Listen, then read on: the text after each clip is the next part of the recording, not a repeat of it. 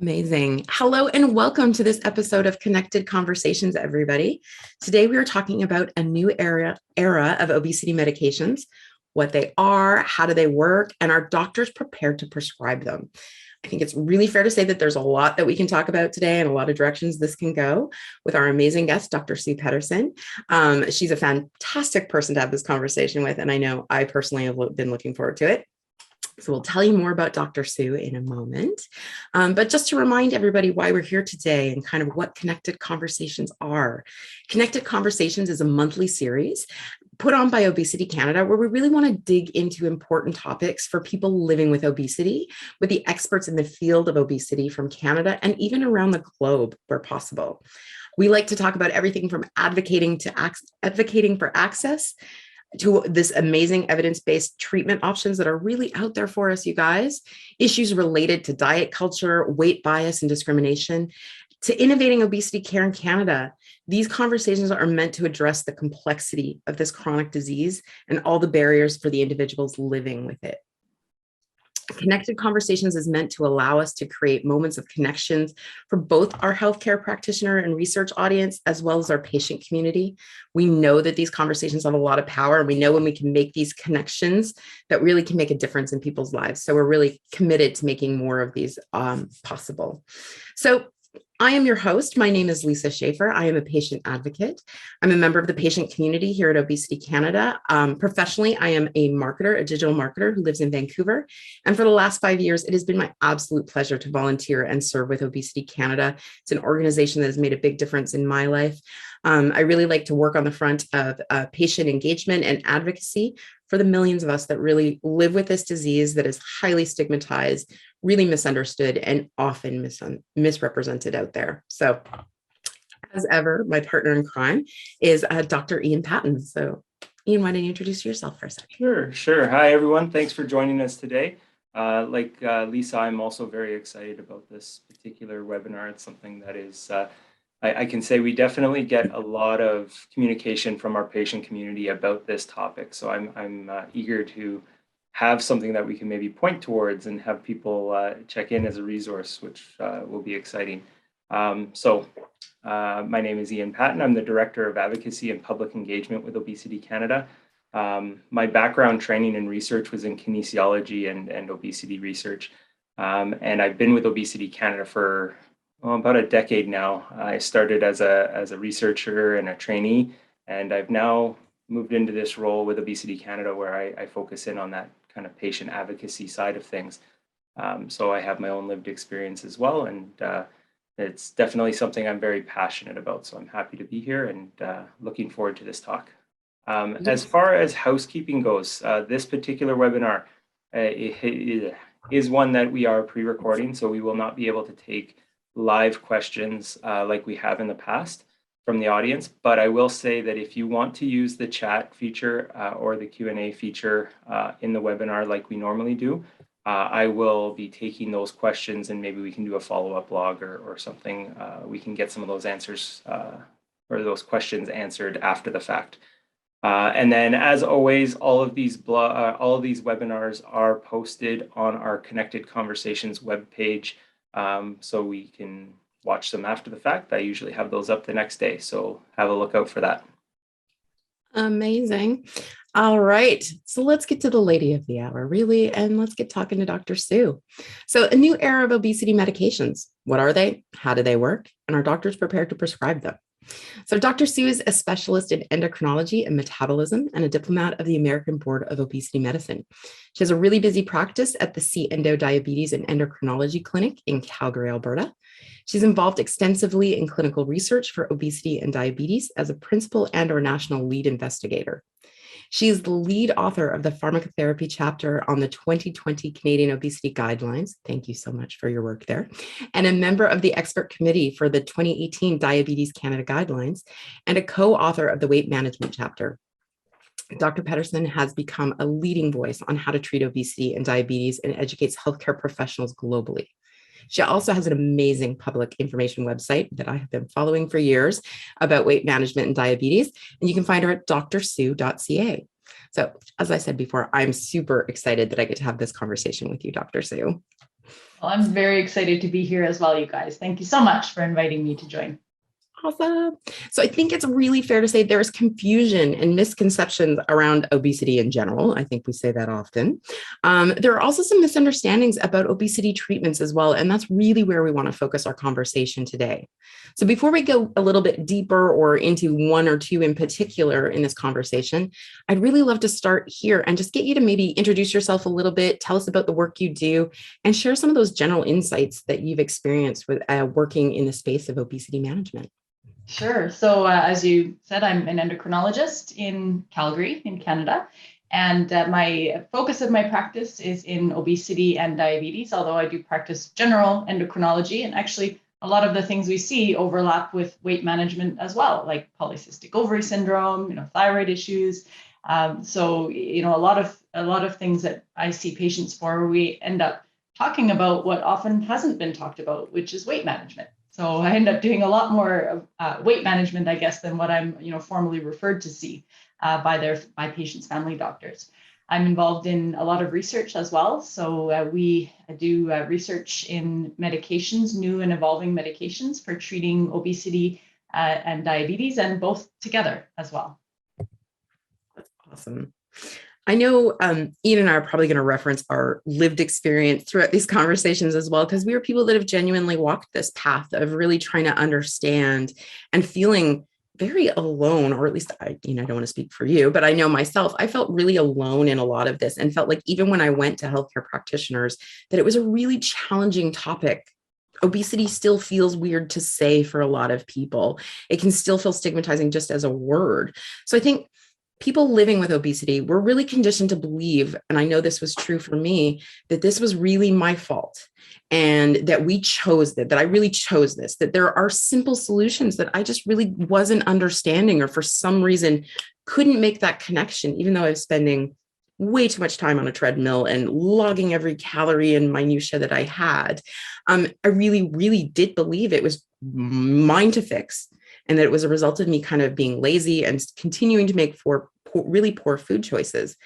What I now know to be true is very, very different. And for me, that brought a lot of peace and sanity. And that's really why I do this, because I want other people to really see it the right way as well. So I know also for me, when I was navigating the conversations around even asking for help and considering surgery or drug options to support me, I still felt a lot of shame around that. Like I've still kind of taken an easy way or something like that. We know that this is a really complex issue with bias and discrimination. There's so much around this. But I know for me, it can really feel like the doctors or healthcare practitioners that I was talking to a long time ago held those same misconceptions. Do you find that to be true still too? And how do obesity medications kind of play a role in trying to break through that crusty layer of what healthcare practitioners are thinking a little bit? Can we talk about that for a second? Yeah, sure. There's a lot to unpack there, isn't there? Yeah. So, it's unfortunate, and it saddens me that we still have a society that really is so much weight bias and discrimination still out there. And as the three of us know, all working very closely and very deeply in this area with Obesity Canada, one of the things we're trying to do is educate and break down that weight bias and discrimination. And that's not only an external thing from family members, people in the community. Healthcare providers actually have higher and greater weight bias than general society. And it should be the opposite, right? It should be the healthcare providers that are educated and teaching people that, no, it's not your fault. No, it's about the biology. And then there's also, I think what you've described, Lisa, is some internalized weight bias that a lot of people with weight struggles have because of these experiences that they've had. And we know that if you feel negatively about yourself with regards to weight struggle, that it's harder to be successful because those negative feelings are not generally associated with success, right? So in my practice, and as you guys know, I do a lot of education domestically and internationally as well around weight management to healthcare providers and to public individuals as well. We really need to communicate the message about the biology of obesity, that it is a chronic medical condition that there's a biologic cause, and that what contributes to that is going to be very different for different people. Genetics is a very powerful one. Not everyone has a genetic history, but there are over 200 genes now that we have identified that are associated with carrying elevated weight and also the shape of your body. If you carry weight in the more dangerous metabolic fat around the tummy versus if you carry it under the skin and other parts of the body, which is the healthier type of fat, if you will. And even one generation genetic changes can happen. So even if there's no family history of weight struggles, there can be changes in your genes that happen when you were in your mom's belly that predispose you to carrying a higher body weight. So that's an important one.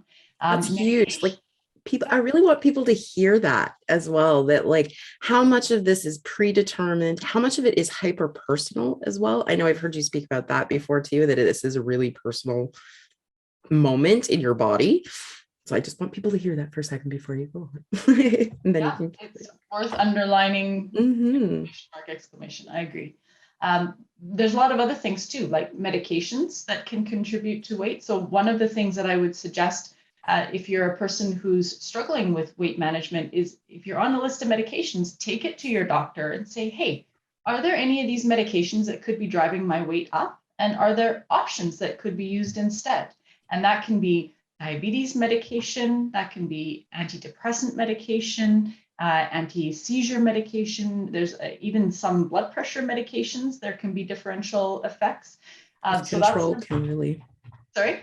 Birth control can be another one that can be a real challenge. List of possible contributors. And then there's the hormones that each of us make. So we have one hunger hormone that we know of in human physiology. We have a whole bunch of hormones that get released to tell our brains that we feel full. And those are very different for different people. So when and I know we'll get into some of the medication discussion, but we are now evolving into an era where we are developing hormone treatments, which are prescription medications that can help a person with feeling more full. And we don't have the capacity yet in general medical practice to measure these hormones, but we hope that as we go on, we can have this conversation, the three of us, every 5 years, let's say, when we get 10, 20 years down the road, I hope we will be able to check all these hormones, all these fullness hormones, hunger hormones, figure out what a person may be missing or having more or less of, which may be genetically determined, may have other things contributing to that, and go, okay, these are the hormones you need. We'll give them to you. We'll replace those hormones and hopefully optimize weight management that way with that support for the right individual. Yeah, I think I just wanted to kind of jump in here because when you're talking about those hormones and stuff, I think that was a bit of an aha moment for me when I realized there was something larger at play for me personally. Because if I'm looking back and I'm thinking about my relationship with food or how obesity impacted me as a child or even into my adult years when I was in university and stuff like that, the way I was describing it to people was like I had this uncontrollable food drive. Like food was different for me than it was for anyone else in my close circle. Like I wake up and it was the first thing on my brain and I couldn't get, like, it was all consuming and people around me didn't get it. And that's why I didn't talk about it. I didn't ask questions because I just thought something was wrong with me. There was something weird. And I think finally recognizing that there was something else, behind that drive. It just wasn't me being, bad with my willpower. What was an important part for me. So it's good to hear you talk about that biological side of things and that there is something driving obesity for a lot of people. Absolutely. And I like that it's even deeper than just, absolutely biological, but part of biology that we can't touch by just running on treadmills and counting the number of almonds that we eat for our afternoon snack. Because I did that for years. Right? Like this is genuinely something that we need support. Intervention is really the key here, I think. And I think that's really another moment that I want people to really understand and embrace is that this isn't something that you can do by yourself. It genuinely isn't. Yeah. And, when you said that part that you can't touch, I would really like to just take that and explore that a little more if we could. Mm-hmm. I think it's really, really important. So when we think about weight management and how our decisions and how the inputs happen that determine, behaviors and that sort of thing. It's in our brain, right? And there's 3 layers in weight management in the brain. And the most fundamental level is that the hunger and fullness, which is there's a center in the place of our brain called the hypothalamus with neurons, nerve cells that if they fire, then that stimulates hunger. And if the other set flashes, then that stimulates fullness. And this is where those hunger and fullness hormones play in and talk to that, right? We can't touch that level in our brain, like you said, right? I can't say to my brain, oh, I don't want you to respond to my ghrelin, the hunger hormone. I don't want you to feel hungry. We can't do that. We have no control over that. The next layer up in the brain is what we call the hedonic centers. And this is about the wanting and the liking of foods. And it's about cravings and it's about reward, right?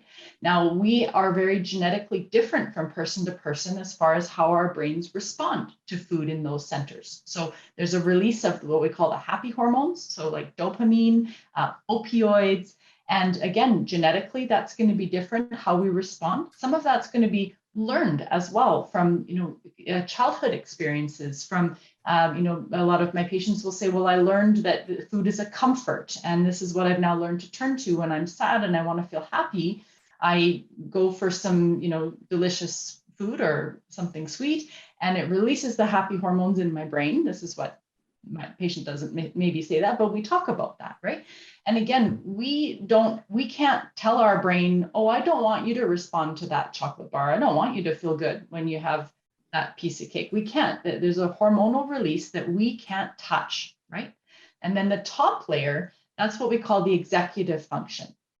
And that's a part that sits at the front of our brain. And that's where we make decisions based on all of those inputs, and then this is where we can have some influence, but we need support in order to understand how to take in those signals and then make conscious choices without, be mindful. I guess this is a lot about mindfulness, and this isn't something that's just we automatically know, right? This is something that healthcare providers need to provide support and talk about this.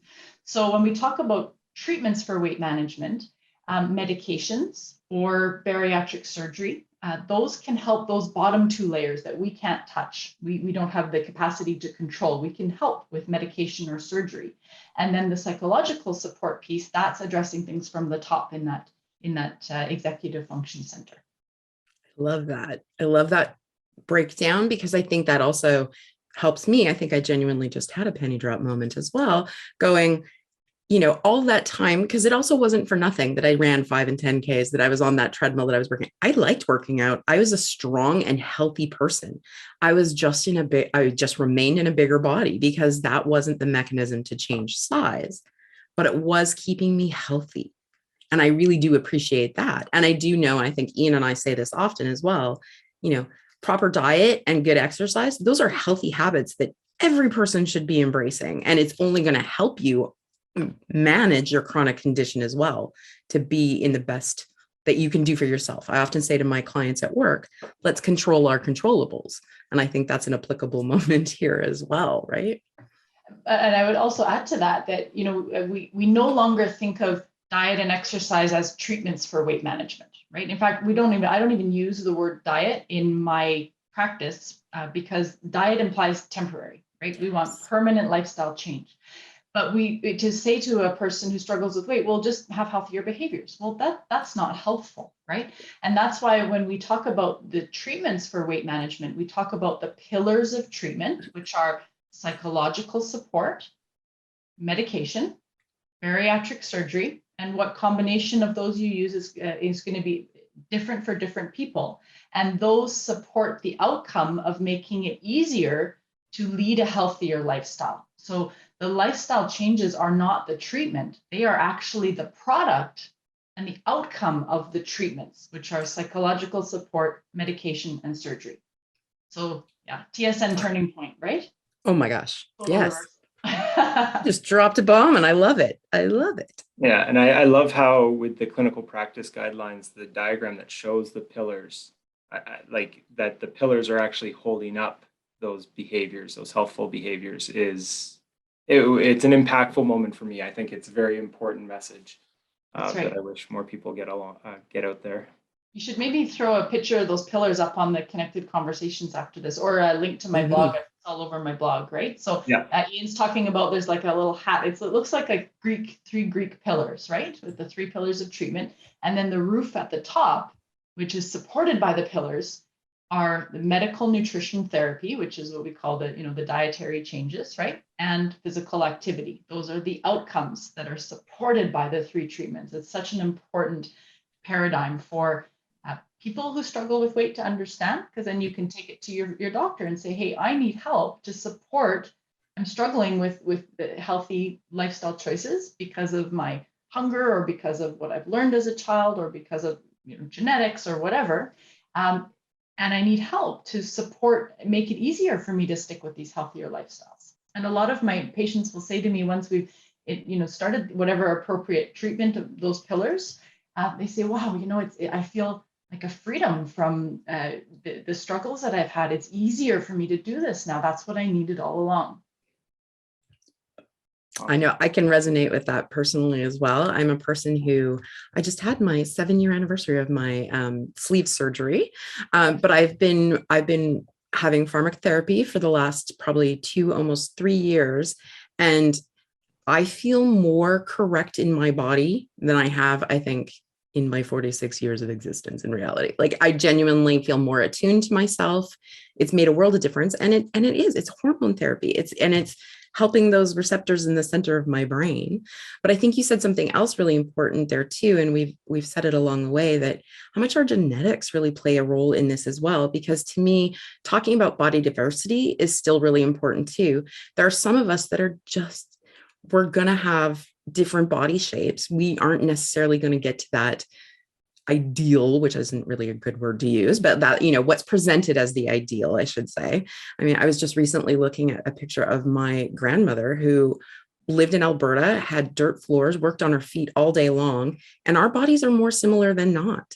And why for years did I think that I had some sort of superpower to override my genetics? I can now see it differently, but I think that's a really kind of a moment I'd like to just talk about for a second too, that, what success looks like is not necessarily what you might think it looks like when you leave the door. Well, just like the treatments, the best treatment for a person for weight management, the goals are also very person specific. They're very individual, right? And I like to take the focus off of the numbers on the scale and put it onto improving health, quality of life, well-being, right? So when we're talking, a lot of people who come to me will say, well, I want to lose 20% weight, or, my other doctors say that I need to have a body mass index of 20 to 25, or I need to be 130 pounds and I weigh 250 pounds. Well, these are not reasonable or appropriate goals for that person, right? The goals are more like, well, let's look at, okay, I see that you have pre-diabetes. Well, let's see if we can help you with weight management and help you to be metabolically healthier. And maybe we can make the pre-diabetes go away, or maybe we can prevent that from becoming diabetes. Or, one thing I always ask is, say, well, what's your why? What would you like to achieve?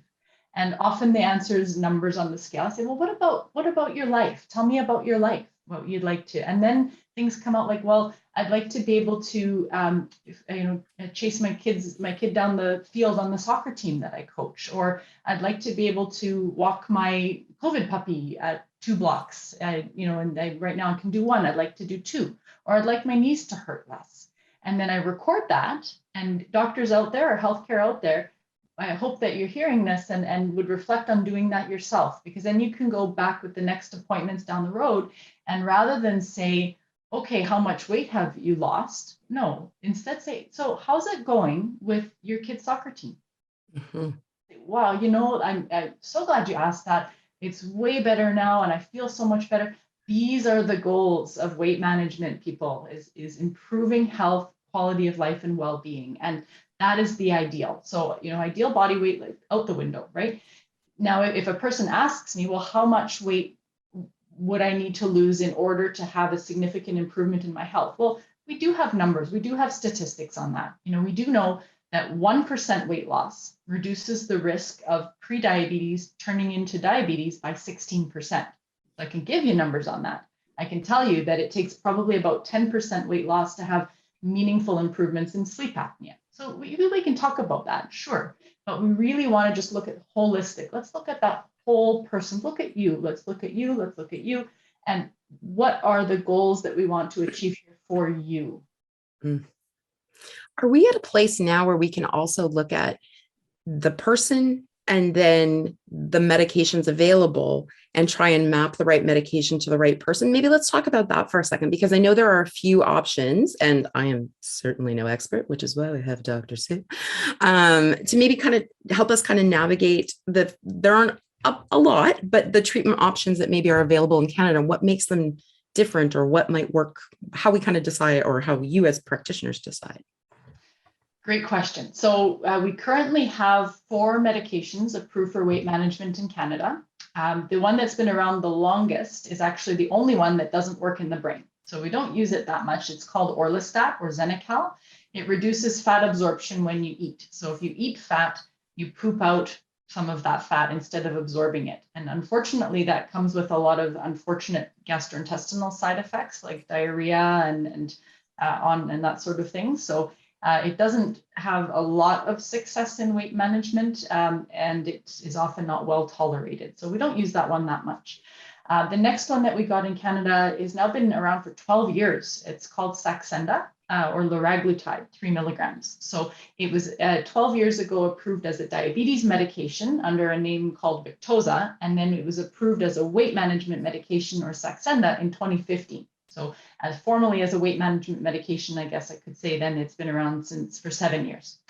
And this is a hormone treatment. So this is a hormone very close to about 97% identical to a human hormone that our guts make called GLP-1, which talks to our brain in that fundamental, what we call that homeostatic hunger fullness center, tells our brain we feel full. And anecdotally, I would say also that a lot of people tell me it helps to reduce cravings. So we don't have formal data on that. There's also now a newer generation cousin to liraglutide called semaglutide. This was approved as a diabetes treatment called Ozempic in 2018 and has now been approved as a weight management medication at a higher dose called Wegovy. This is not yet available on shelves in Canada, but it will be later this year. This is another GLP-1, so a cousin to Victoza Saxenda, which also talks to the brain, tells us we feel full, and has clear data that it reduces cravings and helps with control of eating as well. So this is, when I say a lot of people feel relief from the drive to eat, that's related to that, right? That they feel less hungry and less cravings. And then there's a medication called Contrave, which has been available for about 5 years now. And this is a medication that's actually a combination of an antidepressant medication called Wellbutrin. It's also known as a smoking cessation agent called Zyban. And that's in combination with a medication called naltrexone that people who have alcohol and narcotic addictions use to try to manage that. So those 2 individual medications have been around for over 20 years. They're now in a combination pill, not because that person necessarily has an issue with smoking or depression. It just happens that these 2 medications together work on that, again, that hunger fullness center, and also very much on that reward center, that wanting and liking of food really reduces cravings as well. So those are the options that we have. Now, to address your second question about how do we pick what is best for our patient. So in our guidelines chapter, which I would refer people with weight issues or healthcare providers who are listening today, we recommend looking at what other health issues are and then trying to make a decision based on that. So where if there's more data for one of the medications for prediabetes or high blood pressure or polycystic ovary syndrome, that sort of thing, then that's the column where we generally recommend Saxenda as the first line. On the other side, we have cravings, people who are smoking who want to stop smoking, or if they're having some depression issues, well, then Contrave would make the most sense as the first line choice. Now, you'll notice that Wegovy is not yet in that yet because we published that in 2020, but we are updating and we're working very hard on rewriting the chapter to include that so that when Wegovy becomes available on shelves sometime this fall, then that will be there for patients and healthcare providers, patients to advocate for themselves, to have a look at my blog, take it into your family doctor. There's a link to the guidelines and say, hey, I want to talk about weight management medication. Look at what we've got available. Let's talk about it, right? And it can really open the door to have that conversation. Yeah, I'm just going to jump in there because I think that's important and something that I hope people heard.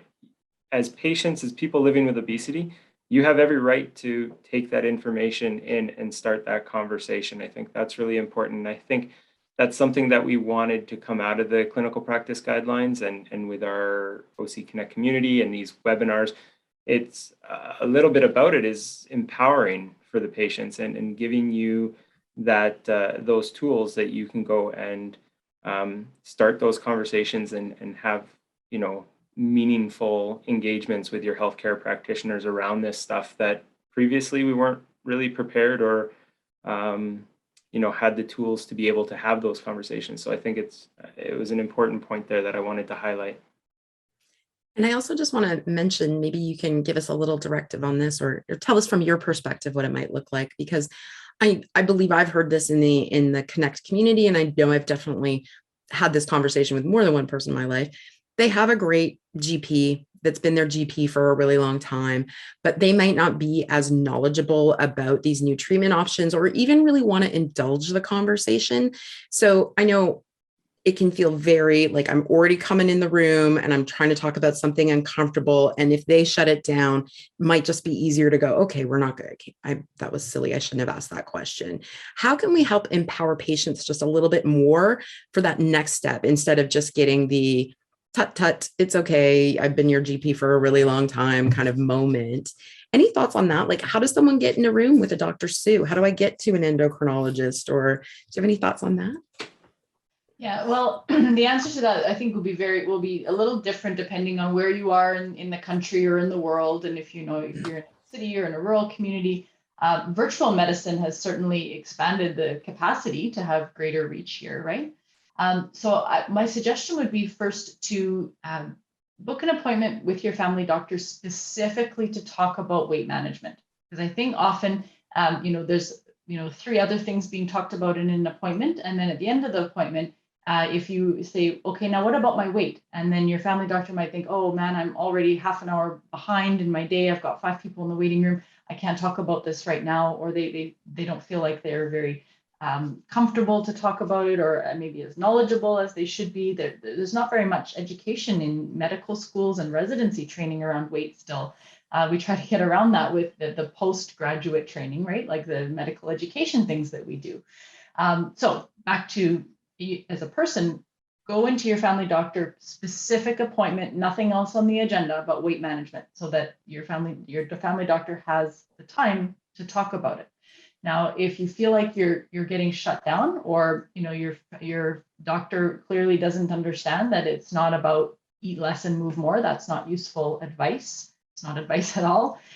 Then ask your family doctor, say, well, if I've tried this already, that doesn't work for me. Is there somewhere you can send me? Can you refer me to somebody who has a special interest in weight management? Ask for the referral. Obesity Canada has some resources online. Maybe you guys can share that as far as where to go in each center in different cities in the country, as far as where are there clinics that have weight management physicians. I think even if you're in remote BC, you can do a virtual consult with a doctor in Vancouver, right? So you don't have, even though you live 10 hours away, that's okay, because now we've got virtual medicine to do that. And be able to find some resources that way. I think that would be my best suggestion. Yeah, sorry, just to kind of highlight the resources that are available. Obesity Canada, on our website, we do have a clinic locator, so you can put in your postal code or your city, and it'll pop up with the healthcare professionals and clinics that specialize in obesity management that are in your area. And I know that is being updated, but I think it's an interesting point you mentioned about the virtual care as well. That might be something that we have to start considering, and maybe highlighting who's offering virtual care, because I think with the pandemic and the way things have gone lately, I think that's something that we've realized is a tool that could really help with that access to knowledgeable health professionals. So yeah, absolutely. And I would say that it's to come in to see a doctor takes a lot of time, right? I mean, you end up taking a half day off of work, and you got to drive, and you pay for parking, et cetera, et cetera. Now we still need to see people, and eye to eye and examination and that sort of thing is still a really important part of medicine. But we can have like a hybrid model where we maybe have the first appointment virtually, and then have them come in again in 6 months, and so we still want to have some of that in-person stuff. That's important. But I would say since COVID started and we have been able to practice virtual medicine, I've been able to have a lot more interaction, better interaction with some of my patients who otherwise were not able to come in. It's much easier. It's easy to pick up the phone, right? And just kind of block off a little bit of time in the day. And as a person that really struggled with like white coat syndrome my whole life, so my blood pressure was always reported incredibly high when I was in that tiny room, it's also nice to feel a little less amped up in a conversation with my GP when I have a virtual conversation. There's something nice about being in my own home, or like not feeling as rushed as you said, or worrying about the parking meter, all that kind of stuff. I'm hopeful for that as well, because I know, again, our patient community can be a cohort that has it's challenging to show up for yourself when your whole life you've been told don't show up, kind of is what the messaging can feel like, or that there's nothing to even talk about. So I think there's perhaps a happy accident that might come out of this, that we can maybe neutralize some of that and really help people be seen more and connect them with stronger resources. So yeah, I think there's something I just wanted to jump in as well and mention.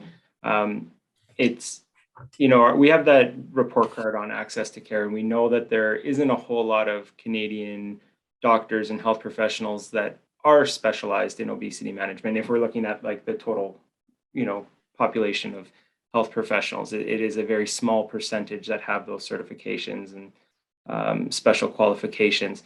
So it means, access isn't great, but it's something that, general practitioners and family doctors can be trained on and can, work towards, having a better understanding of obesity management. And that's something that, Obesity Canada, and I know Dr. Sue, you've been involved in training of health professionals as well. And, there's lots of people who are working in this area. So there will be, hopefully, I'm hopeful that in the near future, there'll be a lot more health professionals in general, not just specialists, but just health professionals in general that have a better understanding of obesity. And I think the clinical practice guidelines are, kind of a spark plug for that. Love it. I think that's a nice moment. Maybe let's wrap up talking about that and thinking a little bit about, what do you see the future of obesity management looking like? I wonder what that looks like in your head, Dr. Sue. Well, as time goes on, we have this one class of hormonal treatments right now, right, which is the GLP-1s that we talked about. There are a lot of other hormones involved in weight management, and we're starting to now study and develop medications that are actually some of these other hormones. So we've been studying a hormone called amylin, which is one of the fullness hormones. So it's called cagrilintide, if you wanted to search it up. So we are now studying this in combination with a GLP-1 for weight management, where we're hoping and thinking we're probably going to see more than 20% weight loss. Again, it's not about numbers on the scale, but just to give you an idea, with Wegovy, we're getting now into double-digit weight loss. With GLP-1 and cagrilintide, we're thinking probably more than 20% weight loss for a lot of people. So we're seeing improvements. Now, again, it's about understanding the biology, right? And using that biology and those hormone treatments to really have a very powerful impact on weight management. It's another hormone called GIP, which has been now combined with GLP. It's called tirzepatide. It's a diabetes treatment. A lot of these start as diabetes treatments first. Not all. Cagrilintide is not a diabetes. Well, that's a long story, but they usually diabetes treatments first and then become weight management treatments. So tirzepatide is expected to be approved in Canada sometime in maybe the next year as a diabetes treatment, also achieving like high double-digit weight loss. So what I see in the future is we will see more of these hormones being developed. Ideally, we'd be able to predict who would respond to what kind of treatment with maybe genetic testing, maybe hormone profiling, like we talked about before, measuring the hormones and understanding what levels a person has of these different things and how their body responds with hormone production with food. That's what I hope for the future. So we're talking years and years, right? Gut bacteria, there's something we haven't touched on that is a whole other conversation, that prebiotics and probiotics.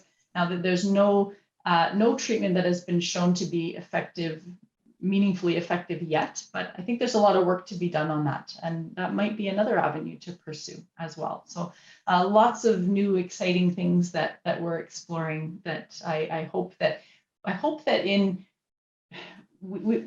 I draw a lot of analogies to the diabetes world, because I do a lot of diabetes and treatment, and there's a lot of overlap here as well, right? And I think that where we are now with our obesity treatments is where we were with diabetes like 20 years ago, where we had 3 or 4 different choices. Now we have 9 different classes of treatments in diabetes. So I hope that if we now fast forward 20 years in weight management, that we will have 9 different classes of treatments, and we can choose what is best for each individual to optimize their success.